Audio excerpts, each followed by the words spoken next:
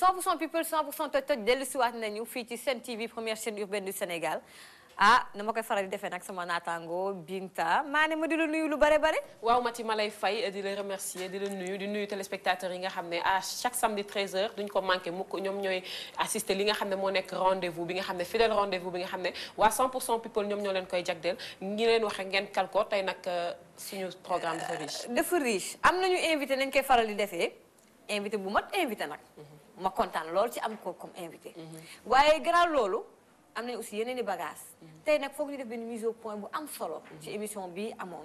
bu ci kanamee di ngeen ci xam dara. waaye tey nag sujet bi xam nga lan la lu war a invité bi ñëw. mooy dafa am ay artistes yoo xam ne dañu ñëw gis ñu. ñu ne mat yi ñun dañoo tuumuranke Sénégal ay artistes lañ am talent. waaye duñu feeñ. ñenn ñi ne kat yenn animateurs yi ah pour ñu teg sa CD wala sa son foog nga am loo bërëxal. waa léegi nag du ma def lu dul nag invité koo xamante ne nii. wax dëgg na yàlla ma sama bopp dama koo faa. ku jaar invité. je l'aime bien. Cheikh Sarr maa ngi koy nuyu Musique FM. maa ngi lay fay Mati di fay tamit Bintu di nuyu téléspectateur Sen TV di am mbégte ci dalal ngeen ma dal. voilà donc defe naa sujet bi tey jii moom c'est normal mu toog fi ngir mun cee tontu. étant donné que animateur la da koy concerner directement. directement kon nag Cheikh Sarr yenn artistes yi. nee nañu dañu gis ne ci rajo yi ak télé yi même artistes yi ñu ñuy teg. même artistes yi dañuy teg seen promotion dañuy def seen promotion ñeneen ñi dañoo tuumuranke loolu lu ko waral.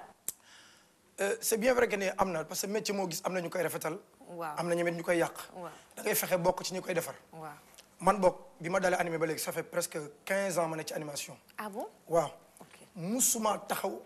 di xaar benn suu ci benn waykat.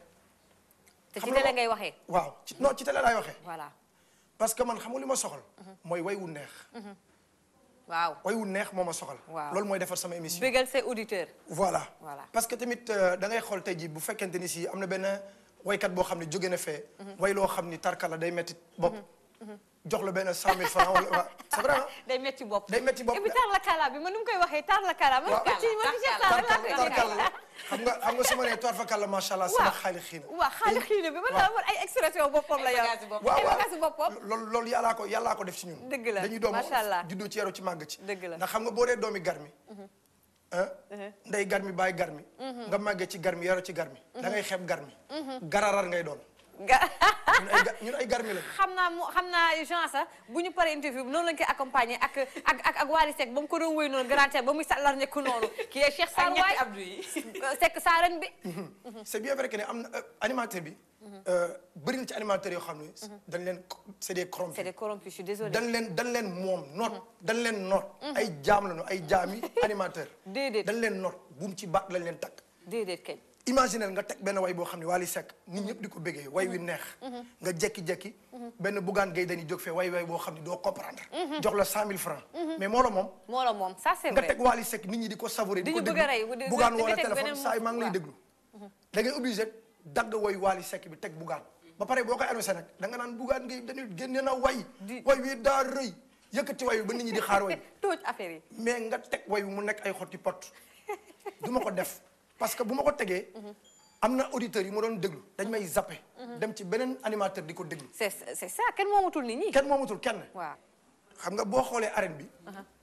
ñoom maa nga la woon. Tyson ñëw foqati ko. Bombardier foqati ko. Yékini foqati ko téye ko lu yàgg. Balla Gaye ñëw jël ko. Binta maa ngi lay nuyu d'abord di nuyu Mati Trois Pommes mi nga xamante ni que dama naan c'est ma sœur à moi. di nuyu téléspectateur de Sen TV ah Sen TV yëpp di nuyu tamit notre ami Bougane Gueye Dany et tout le personnel de Sen TV di leen ziar mais tamit di béggee seen liggéey bu baax a baax ci liggéey bu rafet bi ngeen def ci dëkk bi li nga wax ni ci animateurs yi ak artistes yi loolu am na solo trop ndax musique sénégalaise dafa am ouverture dafa yaatu mais yaatu googu mu yaatu aussi tamit il faut que nu am esprit de partage ndax esprit de partage bu amul je crois que yenn talent yu bëri kon du mën a feeñ donc de ce fait que xam sa liggéey mën sa liggéey et puis tamit du ci documenté wu mooy tax nga mën a yegg tamit yenn niveau yi. bon loolu laa mën a wax dommage dafa mel ni loolu la ñuy dund parce que bi suñuy seedee génn ak léegi ça fait 7 mois bon duñ ko teg fenn bon duñ ko dégg bon ak par quelques personnes daal ko mel ni grand Michael Souma vraiment moom mu ngi ci jàpp bu baax en fait que bon ñun la ñu nominé woon concours découverte RFI 2013 mais doo ko gis fenn doo ko dégg fenn donc c'est un peu ñu ngi dund loolu daal c'est vraiment dommage xam nga mais suñu clip bi bon doo gis sax gars yi teg ko loolu la ñuy dund quoi. man pour man un animateur warul jéng ndax boo jéngee rek pour man yëfu dootoo nekk animateur mais amateur ngay nekk parce que liggéey bi dafa yaatu showbiz lu ko ëmb dafa bëri y a énormément d'artistes yu fi ne et puis y a énormément de talents yu existé pour man gisuma lu war a tax nu war a jël benn artiste boo xamante ni que soit dañ naan moo xew wala soit moo tegu ba war a tax boo xëyee moom ngay imposer nit ñi moom ngay yendoo moom ngay fanaanoo mu mel ni que daal dañ war a forcer pour nu war a déglu kii daal pour man loolu c'est pas professionnel te puis un bon animateur pour man je crois que loolu bu koy def rek pour man professionnalisme des na. mosuñu def loolu parce que dañoo yaakaar ne su fekkee nga am benn groupe bu mel ni leer gi au moins dina am quelques personnes yoo xam ne dégg nañ ne mondialement ñu ngi teg musique bi lu mel groupe boo xam ne biir Sénégal 2013 ñoom rek la ñuy jël vraiment ñu représenter Sénégal dafa mel ni équipe nationale bu dem représenter Sénégal donc gars yi bon ci domaine yëpp gëstuñu groupe bi teguñu ko ci médias yi kenn xamul groupe bi en quelque sorte mais pour man moo foogoon ne dañoo waroon a def benn effort pour dem vers groupe bi pour au moins ñu kii xool liggéey bi ñu liggéey bi tax gars yi mën a apprécier mondialement di ko teg yeneen dëkk yi xam nañu groupe Lergui te Sénégal xëy na benn partie ñoo xam groupe Lergui mais gisuñu ci benn effort daal franchement ci côté boobu. artiste bi nga xamante ni moo lay jox xaalis pour nga mën koo teg wala soit mu lay verser xaalis pour nga koy defal promotion kooku bu boobaa je peux dire que ni comme moo la moom kooku heure bu toogee lu mu la wax loolu ngay def te bi it pour man loolu conséquences yi yow yaa koy dund quoi mais loolu aussi du ñëpp noo ko mel quoi au fait y a des animateurs nobles ñoo xamante ni soxlawuñu dërëmu artiste soxlawuñu darawu artiste fii nag c'est le Sénégal dëkk la boo xamante ni que dañu xamante lu baax ndax nit dina ñëw may la te ku la may da ngay jël mais bokkul ak li nga xamante ni mooy jox la xaalis pour nga teg ma pour defal ma promotion kooku pour man animateur bu koy def pour man li ma waxoon sànq laay waxaat du animateur amateur la. maa ngi leen di féliciter yow Binta Mané man dama leen di suivre yow ak Maty 3 Pommes Maty maa ngi lay envoyer un coucou. yow sama xarit nga donc di leen wax ni yéen waa Sen TV seen liggéey rafet na donc ñu ngi leen di encourager bu baax a baax te puis y a que ça aussi tamit qui fait avancer les choses donc maa ngi wax tout le personnel de Sen TV toutes nos félicitations et beaucoup de courage merci Binta. mais comme li nga waxee sànq nee nga am na ñoo xam ne boo déggee seen son ay xotti pot lay nekk. mais tamit comme bu ñu si on prend le cas de Bërëng sa bërigo Ouzin. xam nga Ouzin wax na ko ci télé. ndax nee na yàgg na jël CDM yàgg na jël maquettam di ko jox ay animateurs bu ñu ko dégloo duñ ko teg. mais xoolal bi ñu ko tegee pour kaf. wala teg ko pour déglu. buzz bi nga xam ne moom la am est-ce que tamit parfois doo leen bàyyi bañ a def choisir ba xam xotti pot lay nekk wala lii ngeen teg rek. pour teg parce que Ouzin son bu doon comparaison nii kuy producteur bu mag moo koy déglu wala kuy kii affaire son du ko teg ndax yàgg na ko jox ay animateurs yu mag yàgg na leen koo jox ñooñu jël CD bi tegee nee yàgg na taxaw tamit ci buntu télé toog xaar animateur ba mu wàcc mu jox ko CD mu jël tegee nee yàlla def na ci kaf ak ree rek ñu teg ko affaire bi jàll def buzz mais nag Binta gis nga adduna dafa am ñaar adduna nee naa la ñaar a fi am roy ak romb lu baax royal lu bon rombal dafi am beneen tamit loo xam ni maanaam mbiri suñu borom day am gis nga yàlla boo ko delloo sa bopp mu teel la boppam Ouzin Keita beneen mbir la dafa am yoo xamante ni si maanaam tolluwaay la nga tollu fi par la force da ngay génn Ouzin Keita li mu am du chance mérite la man sama xarit la day ñëw sama kër di ma seet si Ouzin loo ko jox bu dee dërëm balaa koo toj da ci am ndigalu way juram te yàllaa ni boo terelee say way jur ma teral la say way jur mu la gërëmee ma gërëm la mais Ouzin Keita mais loolu war na ko mën a am parce que am na ngërmal way jur beneen ba nag ci biir way bi da nga koy déglu way day am baatin Ouzin xam nga lan la def daa delloo yëpp lépp yàlla xamaguma dara mënuguma dara defaguma dara teg ci laay la laa bu ko yàlla teralul keneen teral non mais nañ wante dëgg am na yoo xamante ni si. mais peut-être au début comme ni ko waxee yàlla da nga koy gëm wóolu ko. mais comme ni nga koy expliqué peut-être da nga ko tegoon au début pour kafre daal parce que moom aussi site bu doy waar. moom parce la que ku déglu son bi da ngay woo kafre moom bañ na sax yenn saa yi bu ñu ko invité daan bu leen ma toroxal de. non xam nga man côté boobu. il a un style quand même particulier. waaw am na style boo xam ne tarfakal la macha allah. ñëw na. suñu borom def na dugal na ko ci xolu jaam yi. suñu borom a koy dogal. yàlla mooy jël ki ko neex di ko def ci xolu ki ka neex. Ouzin Keita dañ koy nangul. même bu fekk am na mës naa dégg benn waykat ni Ouzin Keita benn épidémie la bu ñëw rek day ñëw rek jàll. mais pourtant mën na fi gën a des. bu gënee sax ca la mu nekkoon. parce que doomu aadama dañ ne jub bi la fal bu ko fàtte. la mu nekkoon di teral ay waajuram. ba pare fonk nit bëgg nit. ba pare suñu borom nag. xam nga lu tax yàlla neex ma. yàlla li tax mu neex ma mooy. yàlla daf ko neex. waaw yàlla daf ma neex ma damay dund yàlla. Cheikh Sarr yi déggu leen Cheikh Sarr de. Ki Cheikh tax Sarr ñu ay tax. moom la yor. non damay dund yàlla. ah ça c'est important. man damay dund yàlla. bu dul dara. ça c'est important. doomu jullit laa. animateur laa c'est bien vrai que ne animateur laa. mais man pour man damaa gëm ni nit. métier moo nekk bu ne. soo ko rafetalee mu rafet. ça c'est vrai soo ko ñaalee mu ñaaw. ça c'est vrai. man boo déglu sama animation. da ngay dégg may génne ay baat yoo xam ni. soo ko dégloo jariñu ci. comme ni ma naan bëggal ki la bëgg ngir ki la bëgg nga bëgg ki la bañ ngir ki la bëgg. waaw man di juste rek mu def boobu benn pause parce que man ba ma ko dooree déglu fi ma nekkoon pendant une semaine j'ai vu que nit ñi Zik FM lañu doon jàpp le matin li ma njëkk a attiré ci moom mooy xam ne def na 15 ans ñun suñu génération 15 ans 20 ans rajo yi léegi voix avant boo amul voix doo wax ci rajo moom dafa am voix déjà mu attiré sama attention mooy vivacité d'esprit macha allah ma ko koy témoigner honnêtement mais xam nga ñun. ça c'est important li mu ñun nekk animation bañ koy door. tëbuñu tëb dugg ci. lu yàlla def ci ñun la. man may nekk xale bu ndaw. dama daan jël bant. laxas ko ay kayit. il faut nga tàmbalee sax. man maa ngi tàmbalee Kër Momar Sarr Jiri FM sama mag yoroon ma Ndongo Sarr. tette ma ci rajo. te boobu avant boobu sax tàmbale woon naa di def ay xumbal fuural jamono xumbal fuural. double cassette x base. ndeysaan teg cassette mu loggu nga génnee roulé waat tegaat fëgg ah. temps yi micro FM ngay taxaw toog di may dédicace. dëgg man ci yooyu laa débuté. ndeysaan man damaa rampé ci animation. billaahi rampé dund ci lu nekk. dund ci lu nekk ba pare animation daj naa ci loo xam ni. animateur daju ko. ci naka. waaw man bi may commencé animé. Dakar. bi mu fi ñëw 2003 dugg Dakar. 2003. dama doon def navétane. entre Dakar ak sama village natal. mais man bi may ñëw Dakar en 2003. sa rakk Jibi Fall. dëgg la mu nekk ba Paris ma di ko nuyu. Jibi Fall maa ngi koy nuyu ma ni lu bëree bëri ku ma jàppale la Jibi Fall. ñu bokk ndey ak baay ma di ko nuyu mu ngi Paris. Jibi Fall ñoon bi ma ñëwee dama nekkoon Fagor FM. moo ma daan teel technique.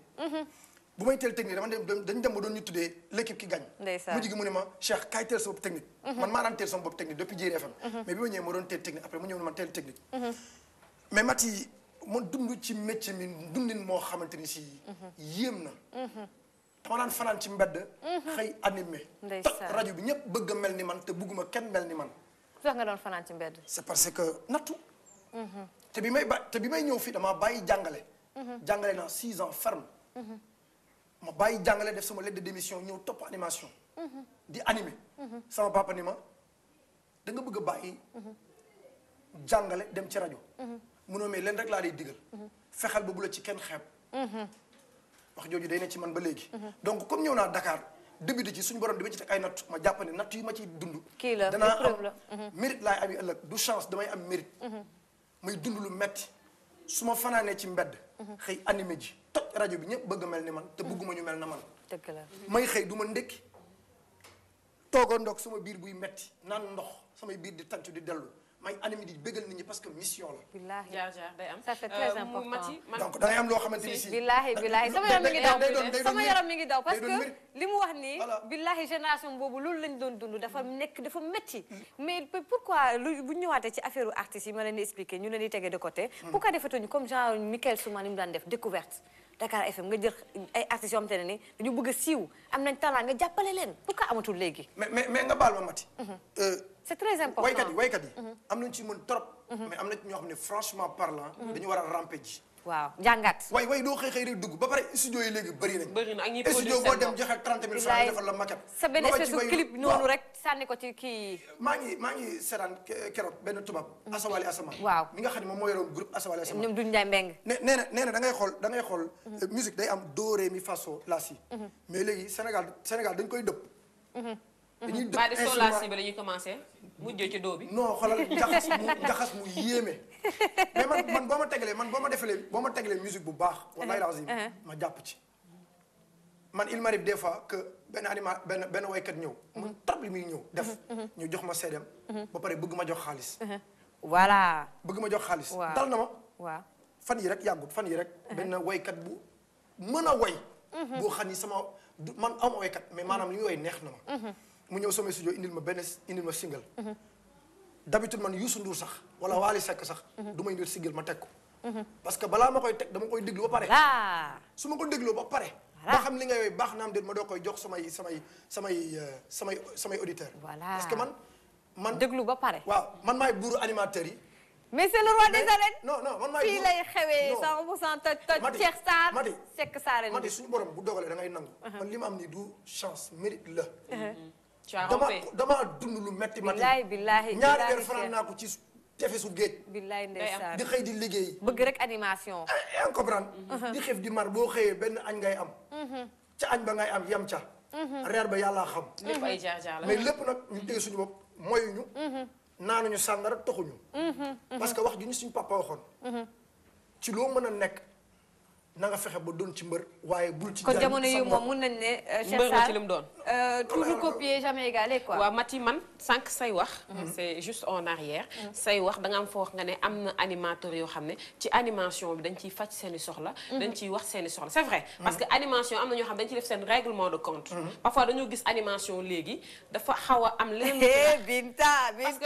damay wax li am Mati damay déglu man je zappe toutes les radios mais c'est important aussi parce que tamit loolu voilà moo nekk non c'est important suñu rôle loolu c'est normal parce que man damay déglu ma lay déglu bu ma la déglu xam naa heure bi ngay commencé à partir de 11 heures yooyu laa lay jàpp ma la jàppee damay jàpp ci leneen comprendre mais da ngay gis parfois animation day mel ni genre règlement de compte que mu nekk animation télé que mu nekk animation rajo les animateurs laay wax da ngay dégg wax joo xam da ngay xam ne xel a diwa ko moom est-ce que tamit il n'est pas temps ñu gën a professionnalisme bu dee animation ñu gérer li nga xam ne mooy animation ñu gérer li nga xam ne mooy téléspectateurs auditeurs yi téléspectateurs yi suñuy problème personnel ñun la concerné bu ñu paree en dehors de l'écran en dehors de la radio ñu réglé ko man xamal laa contre ma koy gis animateurs yu bëri di ko def ak ay présentatrices télé wala présentateur dañuy am problème feneen soit ñu toog di ŋàññi seen TV wala rajo Zik FM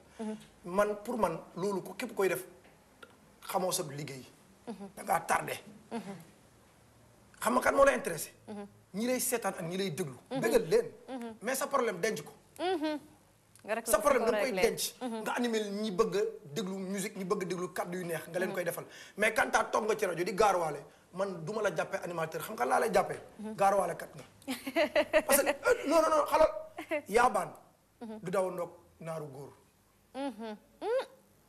yaabaan du daw ndoog naaru góor doomu adama ci say jëf rek moo la mën a jàllale li ngay liggéey ci la leen ñuy bëgg mais pas nga toog ci télé bi di wala ci rajo bi di faj say mer yooyu yi fii kon may ma ki tax ngay tax waaw xam nga dama wax sànq ma ni la dafa am ay wax yoo xam ni baatin la te nit ñi duñ ko dégg su mu nee bëggal ki la bëgg ngir ki la bëgg nga bëgg ki la bañ ngir ki la bëgg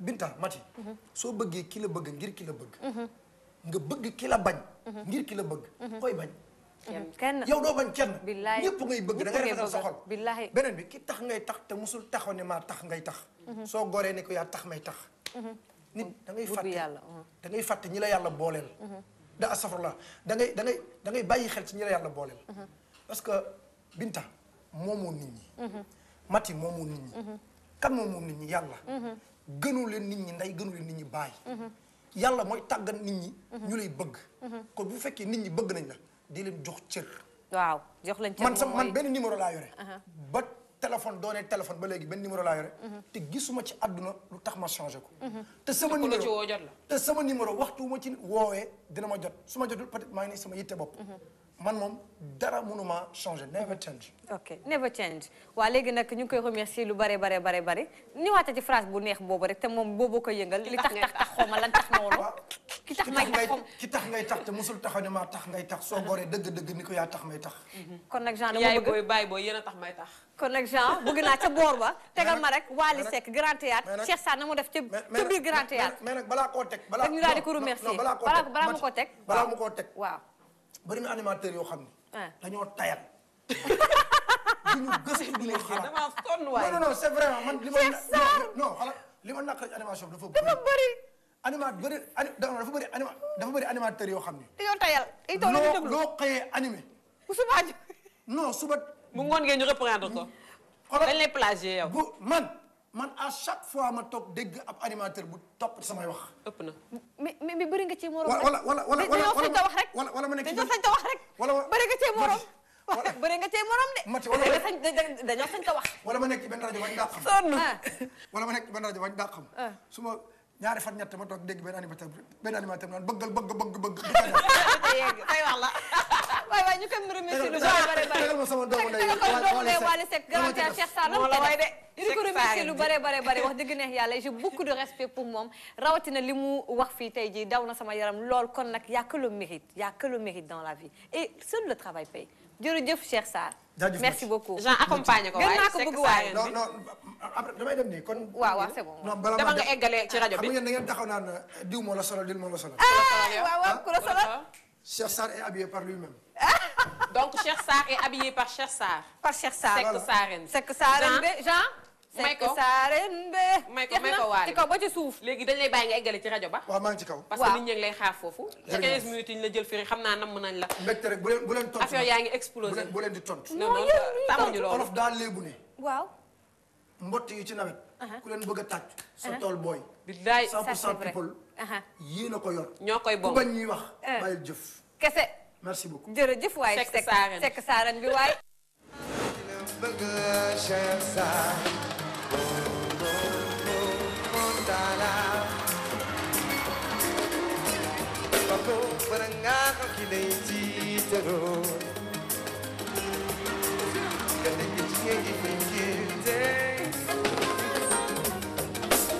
Mari Magia Bao Gada kitinge torom vei Padara mai selma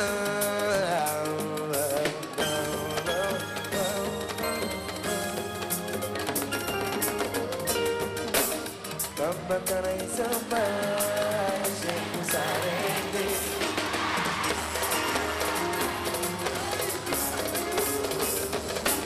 Baku soy saya Sheku sarende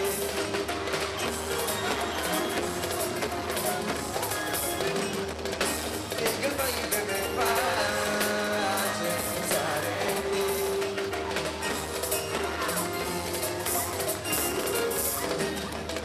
Mopuni wasnya Aku tutupi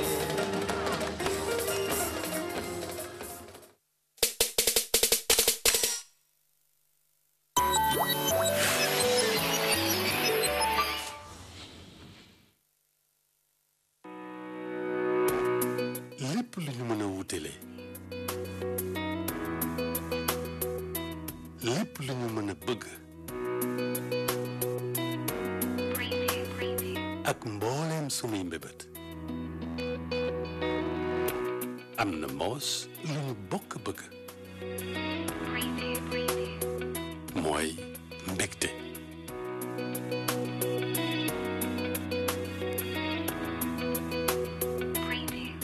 yéen ñëpp ànd doylooyu fépp ci biir Sénégal jaa ngeen jëf Joni Joni du bonheur à partager.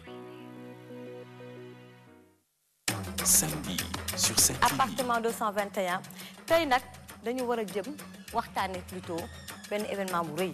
événement bi bëri maa ko reporté waaw l'histoire retiendra dimanche 22 salaamaaleykum. feebar bi wocc yeeg ñoom seen misil yi la woon. feebar dañ koy weer. boo ko weeree mu wér de man feebar bi ma feebar ba mu yaakaar naa bu mu juddoo ba léegi mu maa ngi koy doog a def. métti woon na trop nag ah. Aziz Ndiaye et son label Aziz production Aziz Agok combat bi moom yaakaar naa li ñu ci mën a maye rek mooy dinañ may daal bu benn mbër bi daanee ba toog ci plateau bi ñuy ralentir. ñetti roi ñoo fi nekk mooy ñan. mooy le roi des arènes. waaw Malick mooy le roi des reporters. waaw man maay le roi des promoteurs. yaay lay la laa. wala Sen TV. le roi des télé. ah la reine des télé jeex na tàkk. dëgg neexul. Balla ñu ne sa ñaareel dafa war na lool. Samedi sur Sen TV. Samedi sur Sen TV. Alima. Naamal Sane. Aïda sama yaay la. bu sama kër. tabaarkalla. bërki dem ba. dama ko seeti mu xamal lu daw yaram. lu mu la wax. dana ma Alsaan man ko nag mu ne lii jiitu woon na sama judd. aw la cat. boo yegsee. cooy moo lay woo moo lay defal waxtaan ak yow tàggatoo ak yow. moom mi nga xam ne xam moo nga war daal a lu ñuy ñaan Alima. wax ma. réew mi jàmm rek a fi xaj yàlla jeexal lépp si kàttanu yàlla. amiin waay.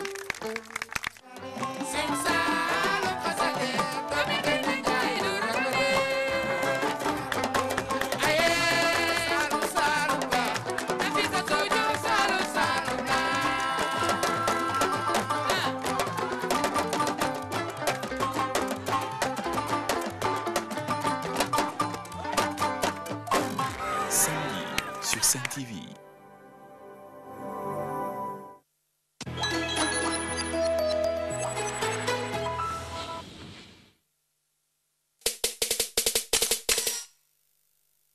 waaw kon nag Binta defe naa ni Cheikh Sarr ñëpp dégg nañ ko wax na fi waxtaan na fi waxtaan bu am solo vraiment man sama yaram daw na sànq wax dëgg neex yàlla jaar-jaaram ak it am na lu ñu naan conviction te loolu dafa baax ci nit ci àddina dina am na aussi benn reportage bi nga xamante ne yeneen i animateur ak ay aussi ay artistes dinañ prononcé wu également ci suñu sujet du jour sànq nag ba ma doon def sama sommaire nee naa leen foog ñu def benn mise au point ñun 100% people du ñuy dugg ci affaire de defante ñun xamuñu defante jàngaluñu loolu école mais il faut mu am benn mise au point boo xamante ne foog ñu def ko ci Facebook nag muy sama Facebook di Facebook Binta yéen sénégalais ñu ngi leen di ñaan aussi ngeen joxe seen point de vue ci li nga xamante ne ni dinañ ko waxtaanee waxtaan bi lan la émission bi weesu ñu ngi wax ci Wally Seck. enlèvement bi faux enlèvement wu Wally Seck.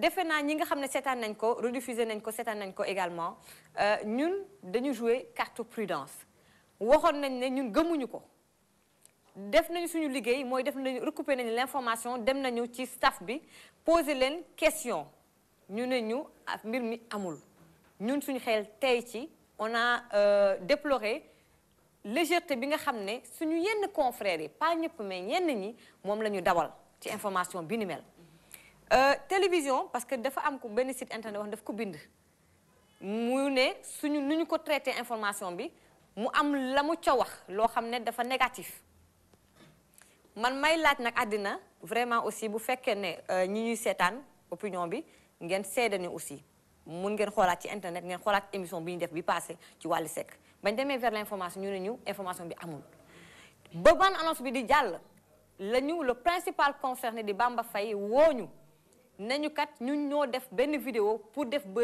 suñu soirée bopp donc defe naa posé nañ ko wax na ñëpp dégg nañ ko kon ñu on a fait ce qu'on avait à faire mais taxaw seetaan télé gis 100% people nekkat lu tax Mati ak Binta defewuñu ni naa gaaw bind tey journaliste boobule xam naa ne ka muy liggéeyal ña muy liggéeyal waxtaan naa ak ñoom téléphone te xam nañu fa muy waxee te d'accord nañu ci man li ma leen di wax ni jamono ji moom mooy télévision bokkul ak presse écrite kon tey lépp luy 100% people ñu am information yu ñu fi joxe loo xamante ne yow nga nekk journaliste ànduloo ci wala sa xel tey ci wooñu nga def sa liggéey journaliste sa liggéey journaliste moom mooy nga recouper l'information nga dem laaj 100% people équipe bi lu tax ñu wax lii balaa ngay bind loolu rek la ñuy ñaan loolu moo ci sa kàddu. waaw par rapport ak ce que tu as dit Maty yaakaar naa ne amul dara lu bëri lu ma ciy dolli parce que ñun suñu liggéey noonu la on fait dañuy recouper information bi bala ñuy wax dara article bi moo nekk nii sur Face Dakar ñun ñoo ko dañ ko reprendre. ma leen di nuyu binduñu dara def la lenn. voilà def la lenn lu ndax yaakaar naa ak professionnalisme lañ àndal bi ñuy traiter information bi parce que tamit ku nekk da ngay jox sa émission li nga xam ne moom la téléspectateur yi soxla bi ñu defee suñu kii ba pare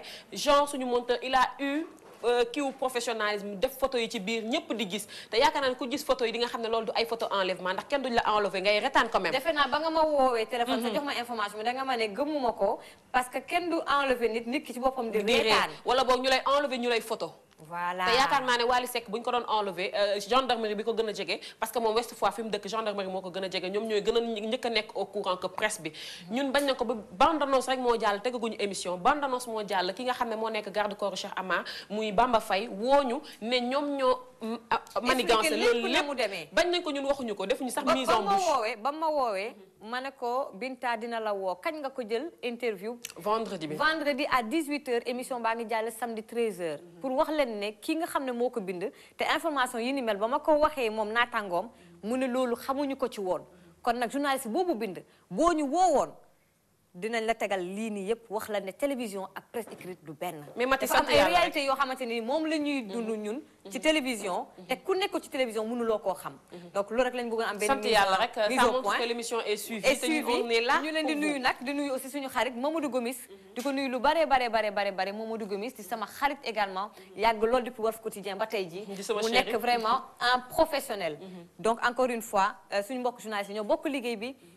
lépp loo xamante ne nii def nañ ko ci émission bi comprendre leen ko def leen seen liggéey journaliste le b.a.-ba du journaliste moom mooy nga recouper l'information oo leen ñu wax leen nu mu demee. Fête des mères ñu ngi ko commencé depuis 2009 nag boo gisee sax ma jublu woon ci 9 bi ci ginnaaw moo taxoon ma jublu ci 9 mois de grossesse parce que xam ngeen ne yaay moom ëmb dafa metti te xam ngeen ne ëmb bu ñu waxee rek. jigéen kuy jigéen rek xam na lan moo nekk ci ëmb moo taxoon nag ñu jëloon ma ne 2009 bi rek dama 9 mois bi dama koy def rendre ci hommage toutes les mamans du monde daal. yow mun nañ ne saa yooyu def fête des mères foofu ca Gorée yow Oumou Kane yow ak it Yata da ngeen di def appel aux artistes mais pas n'importe quel artiste lu tax. waaw parce que xam nga comme amuñu moyen yooyu bon sax mère bi. mais maire Gorée wax dëgg yàlla centre sociaux bi bu Joseph bu kii Joseph Ndiaye vraiment moom dinañu jox duñ ci fay dara waaw te dinañu jàppale tamit mais xam nga mais artistes yi tamit léeg-léeg dinañ am ay artistes yoo xam ne vraiment dañuy laaj ay cachet yoo xamee ne somme yi loolu duñu ko mën. surtout que yow dégg naa ne da ngay def condamné ndeysaan pour nga mën a organiser fête des mères Gorée da ngay ñëw yow ci sa xaalis boo amee sa 25 sa 500 francs sa 1000 francs teg de côté ba at ma jot nga daal di mën a nag def sa fête des mères organiser ko yow ak Yata. dëgg la waaw parce que pour te dire première fois temps boobu la waaw yombul woon. man fi ma nekk nii daal appel bi may def mooy vraiment ñun bu ñu sañoon fête des mères bi ñuy def Gorée wax dëgg yàlla mu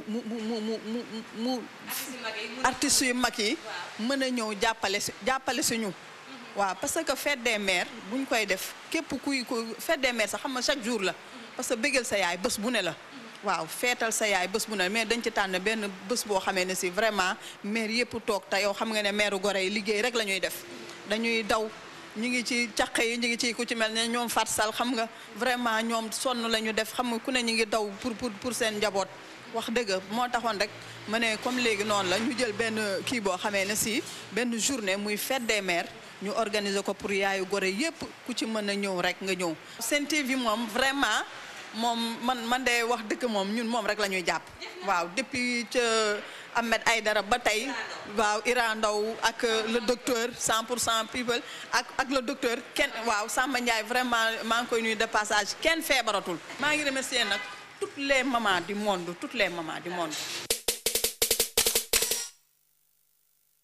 donc ñu jàll ci leneen dafa am benn mbir mu tiis nag boo xamante ne ni moom la ñu jot information mooy Awa Mboup gisante nañu Bercy vraiment ndeysaan la griotte Awa Mboup di xaritu ñëpp moom nag moo génn àddina. waaw parce que gis nañ ko sax waa Sen TV jot nañoo def seeni rendre nañ ko hommage wane nañ ay photos et tout information mi ci site internet et tout Awa Mboup ci boppam moom moo nekkoon la griotte de Paris elle n'est plus ndeysaan elle a rendu l'âme décédé na foofu noonu ci Paris ñi ngi koy jaale di jaale képp koo xam ne moo nekk famem rek di leen wax sigil di gaale te yàlla na sax xam yàgg seen loxo dëgg la dégg naa ne ñaareelu Balla Gaye bi ñaareelu Balla Gaye bi de elle est enceinte sa seconde épouse on attend un heureux jour. voilà kon nag xam naa rek ñu ne félicitations Balla Gaye ah donc voilà famille bi day yaatu rek entraînement daal teewu koo bëggal jabar voilà donc aussi gis nañ ne Guigui nu ne Guigui ci Face Dakar laa ko gisee Guigui poserait nu devant le photographe Dago Ousmane Ndiaye Dago aussi ba ci Lisa ak ñoom seen aussi di suñu grand di suñu xarit sama xarit man Dago ma di ko nuyu aussi au passage mais information bi moom ci boppam defe naa xaw démentir na ko. waaw démentir na ko il n'a pas selon Face Dakar te ñoom ñu ngi ko reprendre ci site bi ñuy wax times24.fr point info ñoom ñoo bind ne Guigui day poser nu c'est-à-dire day poser yaramu neen ci kanamu photographe bi nga xam ne moo nekk Dago mais moom biñ ko laajee il n'a pas nié les faits mais il a répondu que ne Guigui bu koy photo moom day sol ay yére n'empêche. Voilà donc Dago démentir na information bi. Voilà Guigui posé na pour moom mais elle a pas posé nu. Voilà donc loolu daal moom moo fi doon actualité people yi ñu fi amoon duñ def lu dul ne coow déglu nag Mantoulaye Thioub Ndoye ñu déglu ko ci revue de presse bu xoromu sa nu ngi koy defee saa su ne yaa ko yor Mantoulaye dem te ñëw.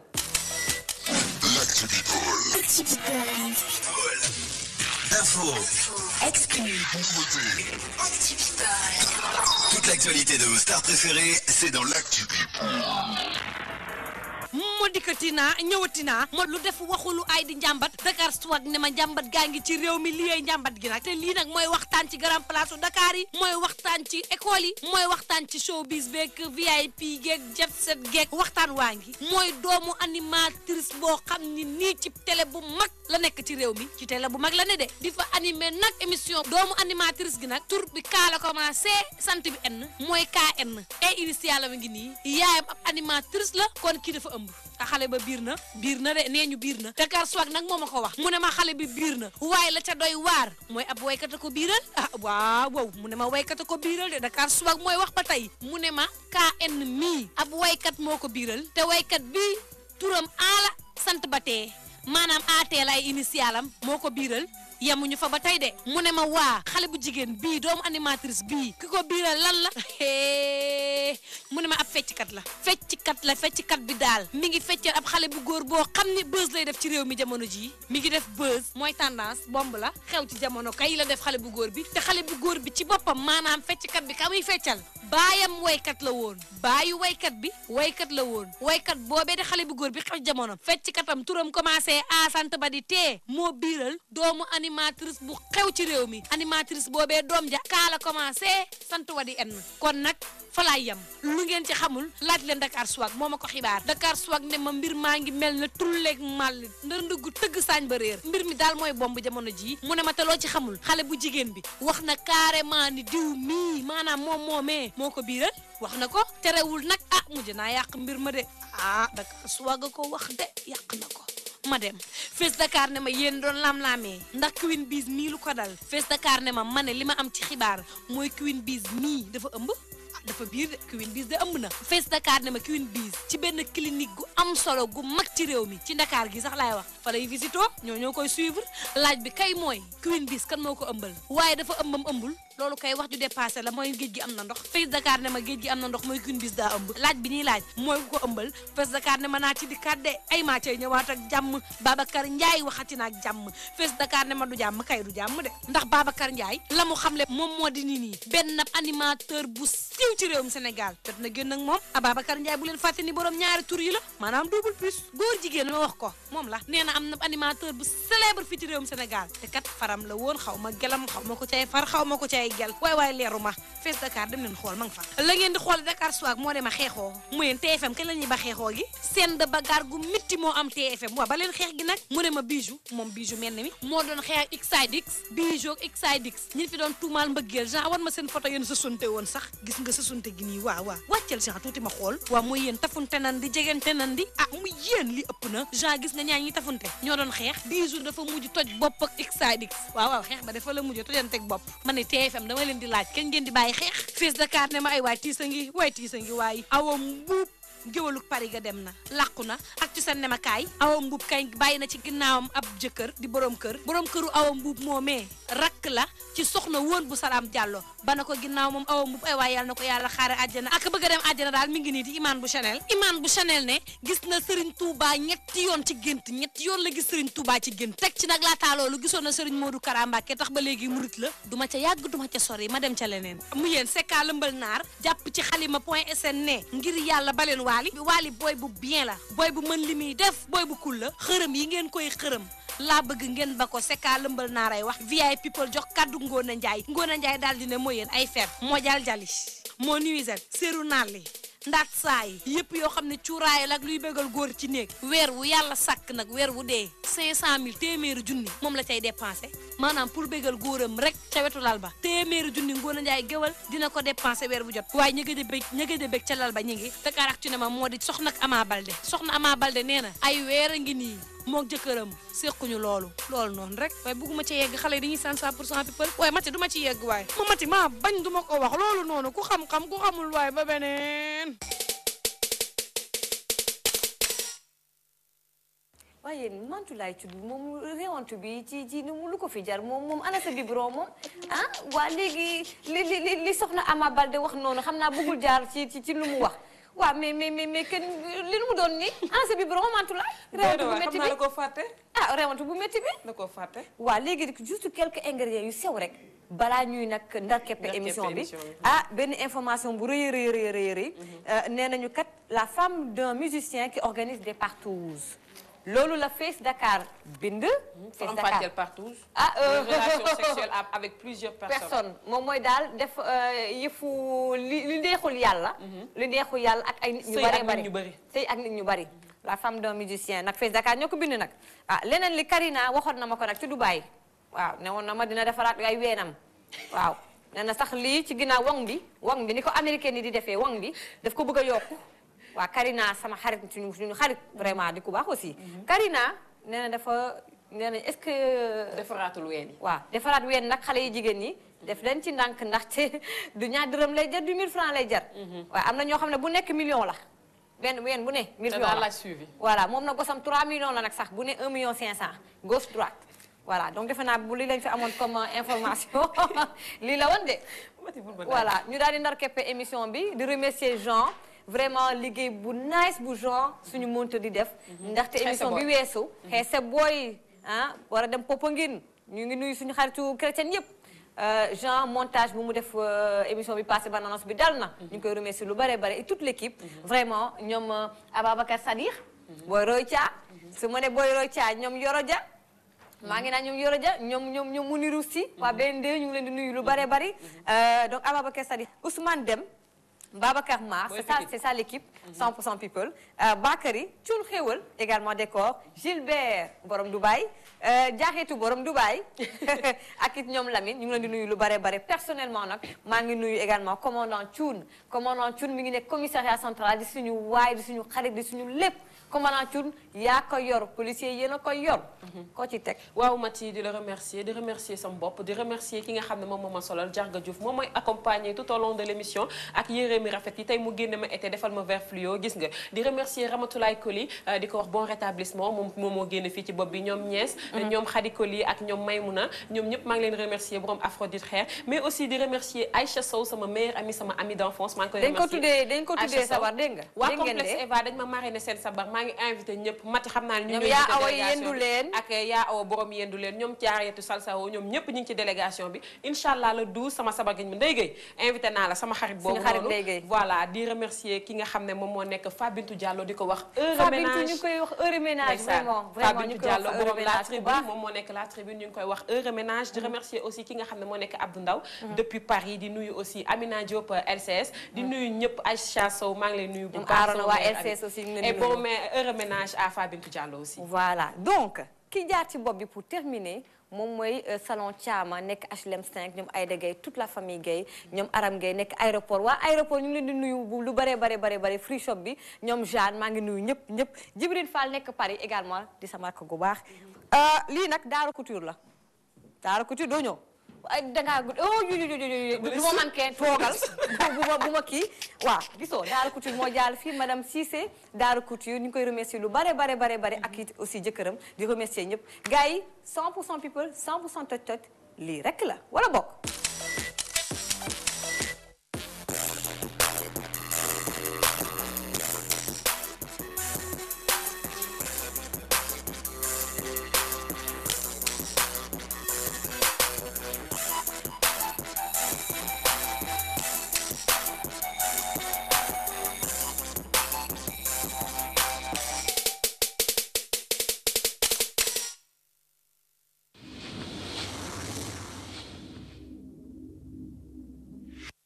Samedi sur Sen TV. appartement 221 tey nag dañu war a jëm waxtaanee plutôt benn événement bu rëy. événement yu bëri. maa ko reporté. waaw l'histoire retiendra. dimanche 22. salaamaaleykum. feebar